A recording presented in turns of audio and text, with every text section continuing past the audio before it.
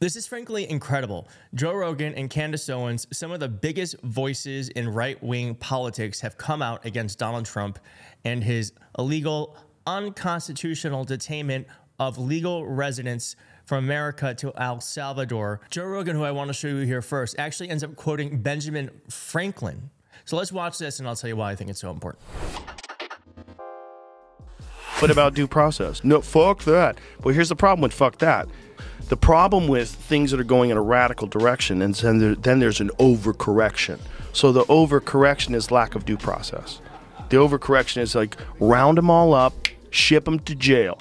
Like that's like some things that you say when you're not thinking things through. Like, what do you do about all the criminals? Take them all, fucking send them to El Salvador. Yeah. What about due process? No, fuck that. Well, here's the problem with fuck that. What if you are an enemy of, let's not say any current president. Let's pretend we got a new president, totally new guy in 2028. And this is a common practice now of just rounding up gang members with no due process and shipping them to El Salvador. You're a gang member. No, I'm not. Prove it. What? I got to go to court. No, Yeah. no due process. That's Right? dangerous, Joe. That's dangerous. dangerous. That's dangerous. That's dangerous.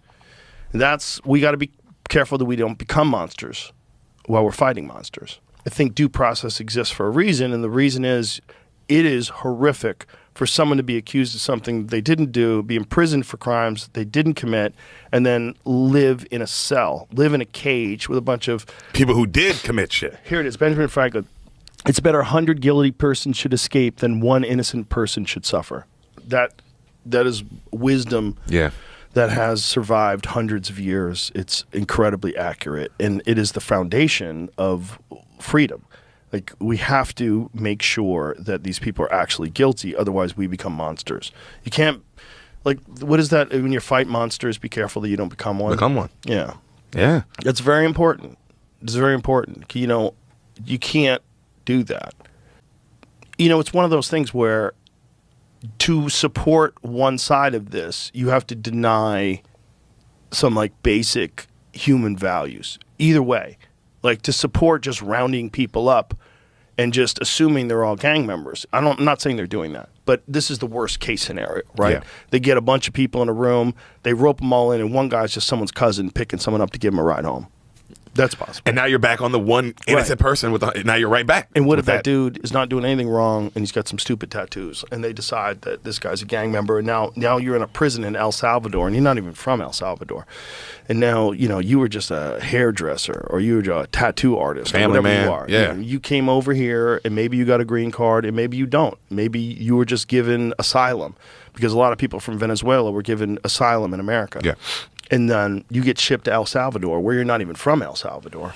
I got to tell you, this is so important that Joe Rogan is saying this, but I also think because his audience does not get the same amount of information that we do, and they certainly don't get the same types of information that we do.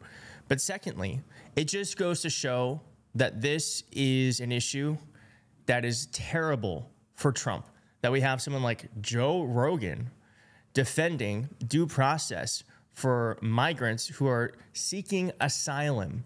And he is really breaking this down in a way that I think makes it really accessible to so many people. There's not a lot of legalese. It's just like, hey, I think it's bad if one person gets swept up with a bunch of bad people, then we should probably rethink the way that we're doing this process.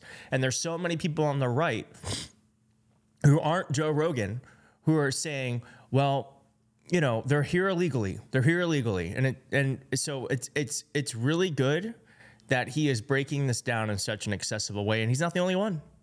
Candace Owens also came out against this too. Candace Owens.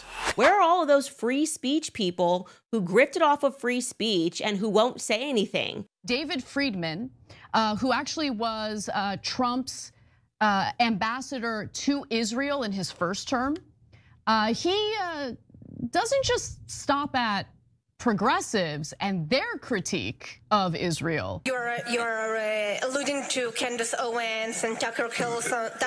Yeah, none of them are any good on the right. On the left, I don't like any of these anti-Semites, and I'm not shy about it. There's no reason to think we're ever going to convince them, but we can deport them, we can put them in jail, we can make their lives miserable, we can cut off their funding, and that's what the Trump administration is doing for the first time.